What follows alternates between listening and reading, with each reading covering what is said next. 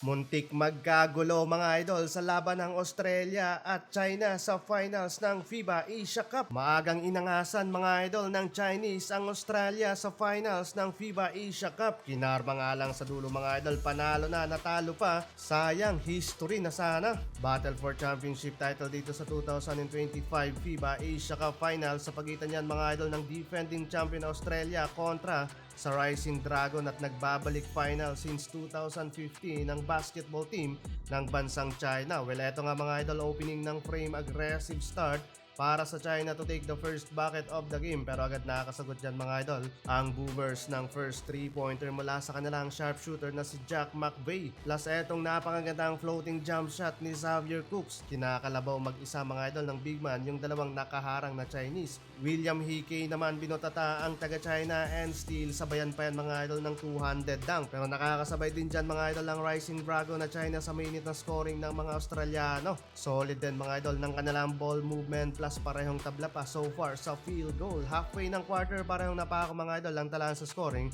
pero under 2 minutes ng quarter nagkaroon ng crucial turnover dyan ng Australia. Back to back yan mga idol at na-convert pa ng China into 3 points. 8-0 run and 8 points lead din mga idol sa laban. Nakasagot pa dyan ng defending champion sa huling segundo ng quarter ng corner 3-pointer mula kay Jalen Galloway, pero nagkasunod-sunod ang pagpasok ng mga Chinese sa free throw line, kaya still 8 points lead pa rin sa first quarter, 17-25. Second quarter tayo mga idol, malaking frustration to para sa bansang Australia dahil sa napaka-aggressive mapa-opensa at depensa mga idol ng China. 6-2 run sa opening ng second quarter, nag-showtime pa ang kanilang big man ng one-handed dunk. Agad lumobo mga idol sa double digit ang advantage ng challenger. 14 points mga idol, biggest lead so far ng China sa laban, habang ang Australia naman nagbabawi din sa kanilang mga maalat na field goal, naghahabol sa scoring. May nag-ala Dirk Nowitzki pa nga dyan under 7 minutes ng quarter. Bago magtapos ang first half, huge run ang ginawa ng Boomers, kaya nabura nila yung malaking advantage na double digit ng China.